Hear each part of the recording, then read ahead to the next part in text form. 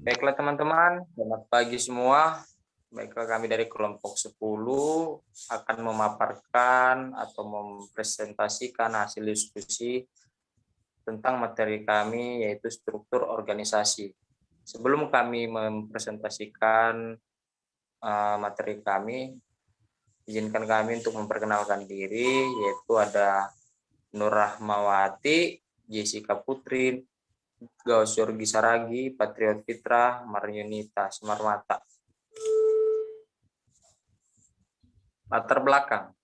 Pada umumnya, suatu organisasi atau perusahaan memiliki struktur organisasi yang berbeda dengan organisasi atau perusahaan lainnya. Struktur organisasi yang tepat bagi suatu organisasi sangat bergantung pada strategi bisnis yang dipilih organisasi atau perusahaan yang telah didirikan tentunya harus membentuk struktur organisasi sehingga tidak hanya sekedar gedung tempat kerja, tetapi juga menjelaskan organisasi apa yang dimaksudkan. Struktur organisasi sangat penting bagi sebuah organisasi di mana struktur tersebut menjelaskan setiap tugas atau pekerjaan secara formal dibagi, dikelompokkan, dan dikoordinasikan. Baiklah, slide selanjutnya akan dibacakan oleh Kak Marni. Definisi organisasi dan struktur organisasi. Struktur organisasi merupakan alat untuk membantu manajemen dalam mencapai tujuannya dan memiliki pengaruh yang besar pada anggotanya.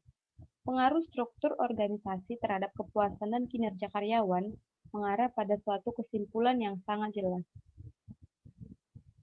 Menurut Herbert, Donald, dan Victor, organisasi adalah suatu sistem terencana mengenai usaha kerjasama dalam mana setiap peserta mempunyai peranan yang diakui untuk dijalankan dan kewajiban atau tugas untuk dilaksanakan. Ada beberapa bagian dari organisasi, yaitu yang pertama adalah operating core, yaitu pegawai yang melaksanakan pekerjaan dasar yang berhubungan dengan produksi barang dan jasa. Yang kedua, strategic apex, yang termasuk dalam bagian ini adalah manajer tingkat puncak. Yang ketiga ada middle line, yang termasuk dalam bagian ini adalah para manajer yang menjembatani manajer tingkat atas dengan bagian operasional. Yang keempat ada technostructure, yang termasuk dalam bagian ini adalah mereka yang diserahi tugas untuk menganalisa dan bertanggung jawab terhadap bentuk standarisasi dalam organisasi. Yang terakhir ada support staff, yang termasuk di bagian ini adalah orang-orang yang memberi jasa pendukung tidak langsung terhadap organisasi. Struktur adalah hubungan antara macam-macam fungsi atau aktivitas di dalam organisasi. Struktur organisasi adalah suatu susunan dan hubungan antara tiap bagian serta posisi yang ada pada suatu organisasi atau perusahaan dalam menjalankan kegiatan operasional untuk mencapai tujuan. Berikut ini merupakan elemen-elemen struktur organisasi. Yang pertama adalah spesialisasi pekerjaan. Spesialisasi kerja berarti memberikan tugas spesifik dan berulang. Dengan memecah pekerjaan menjadi tugas-tugas kecil yang dibakukan yang dapat dilakukan berulang-ulang, dengan begitu pekerjaan diharapkan dapat lebih efisien. Yang kedua adalah departementalisasi, yang berarti dasar yang dipakai untuk pengelompokan pekerjaan. Setelah kita membagi-bagi pekerjaan melalui spesialisasi pekerjaan, kita perlu mengelompokkan pekerjaan ini sehingga tugas yang sama mirip dapat dikoordinasikan. Salah satu cara yang paling populer adalah pengelompokan menurut fungsi yang dijalankan. Yang ketiga ada rantai komando, merupakan garis wewenang yang tidak terputus yang terentang dari puncak organisasi ke eselon terbawah dan memperjelas siapa melapor ke siapa. Jadi rantai inilah yang mempermudah karyawan atau organisasi karena jadi mengerti kemana anggota atau karyawan tersebut jika menemukan masalah.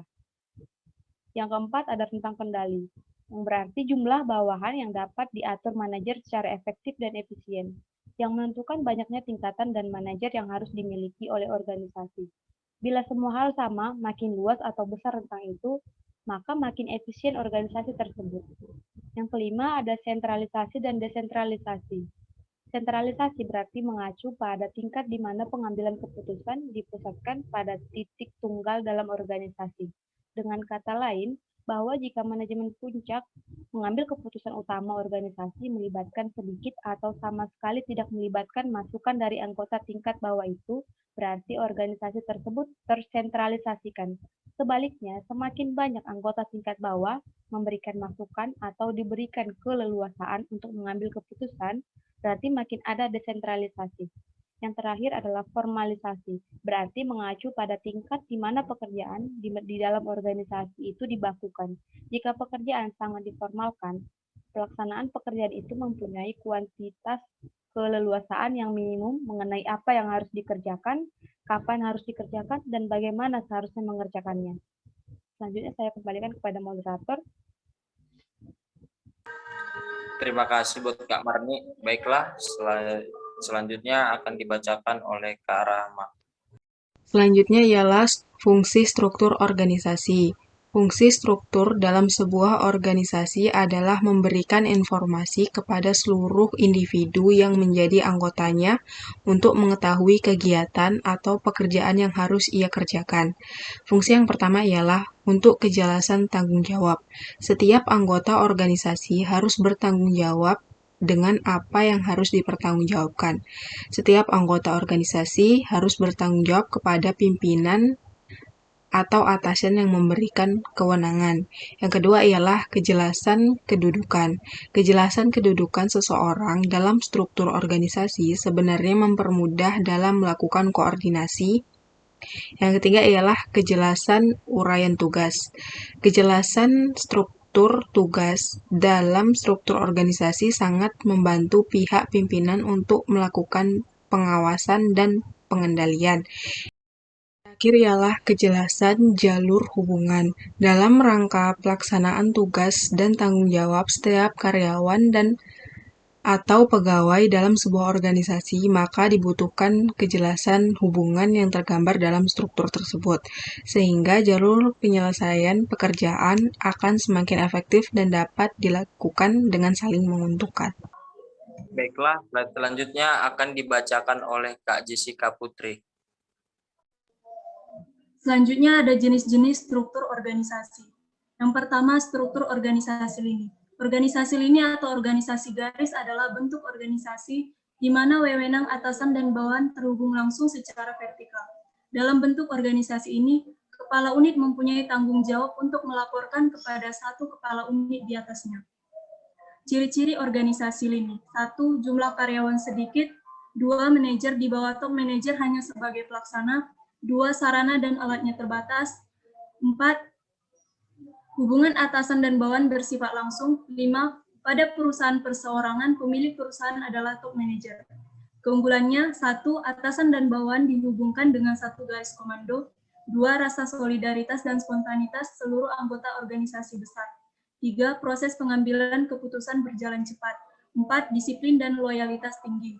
5. Rasa saling pengertian antar anggota tinggi. Kelemahan, 1. Ada tendensi gaya kepemimpinan otokratis. 2. Pengembangan kreativitas karyawan terhambat. 3. Tujuan top manager sering tidak bisa dibedakan dengan tujuan organisasi.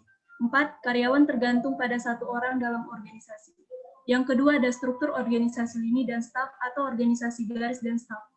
Dalam bentuk organisasi lini dan staf, pelimpahan wewenang berlangsung secara vertikal dan sepenuhnya dari puncak pimpinan ke kepala bagian di bawahnya. Pada bentuk organisasi ini terdapat satu atau lebih pejabat staf yang tidak mempunyai wewenang memerintah tetapi hanya berfungsi sebagai penasehat. Ciri-ciri organisasi lini dan staf. 1. Hubungan atasan dan bawahan tidak seluruhnya langsung. 2. Jumlah karyawan banyak. 3. Organisasi besar. 4. Ada 2 kelompok kerja yaitu personal lini dan personal staf. Keunggulan. 1. Pembagian tugas yang jelas. 2. Kerjasama dan koordinasi jelas. 3. Pengembangan bakat anggota organisasi terjamin. 4. Sifatnya fleksibel untuk diterapkan. Kelemahan. 1. Tugas pokok sering dinomorduakan. 2. Proses pembuatan keputusan berliku-liku. 3. Bisa menimbulkan nepotisme jika pertimbangan tidak terkontrol. 4. Menimbulkan persaingan tak sehat antar pejabat. Slide selanjutnya. Yang ketiga ada struktur organisasi fungsional. Bentuk organisasi fungsional adalah di mana wewenang dari pimpinan tertinggi dilimpahkan ke kepala bagian yang mempunyai jabatan fungsional untuk dikerjakan kepada pelaksana yang mempunyai keahlian khusus. Ciri-ciri organisasi fungsional: 1. Organisasi kecil. 2. Adanya kelompok kerja staf ahli. 3. Spesialisasi dan pelaksanaan tugas. 4. Target organisasi jelas dan pasti. 5. Pengawasan ketat. Keunggulan: 1. Program terarah, jelas dan cepat. 2. Anggaran, personalia, dan sarana tepat dan sesuai. 3. Kenaikan pangkat pejabat fungsional cepat. Kelemahan: 1. Pejabat fungsional bingung dalam mengikuti prosedur administrasi. 2. Koordinasi sulit dilaksanakan. 3. Inspeksi sulit dilaksanakan. Yang keempat, struktur organisasi fungsional dan staf. Bentuk ini merupakan kombinasi dari bentuk organisasi fungsional dan bentuk organisasi garis dan staf. Adapun kebaikan dan keburukan dari bentuk organisasi ini adalah juga merupakan kombinasi dari bentuk di atas. Terima kasih, saya kembalikan kepada moderator. Baiklah, terima kasih untuk Kak Jessica Putri. Oke, baiklah, untuk slide selanjutnya akan saya bacakan faktor-faktor penyebab perbedaan struktur organisasi. Banyak faktor yang mempengaruhi struktur organisasi. Menyatakan ada 4 faktor yang mempengaruhi struktur organisasi, antara lain: 1. Strategi organisasi. Strategi organisasi dibuat sebagai upaya pencapaian tujuan organisasi. Oleh karena itu, jika struktur organisasi dibentuk sebagai jalan untuk pencapaian tujuan, maka struktur organisasi pun selayaknya sejalan dengan strategi organisasi. Maka, jika terjadi perubahan pada strategi organisasi, akan berdampak pula pada perubahan struktur organisasi. Kedua, skala organisasi. Organisasi dapat dibedakan skalanya menurut berbagai faktor, diantaranya adalah dari jumlah penjualan, pangsa pasar, hingga jumlah tenaga kerja. Organisasi yang berskala besar artinya organisasi tersebut barangkali memiliki berbagai cabang di berbagai daerah, dikarenakan pasar-pasarnya yang luas, dengan demikian memiliki tenaga kerja yang juga tidak sedikit. Sedangkan organisasi berskala kecil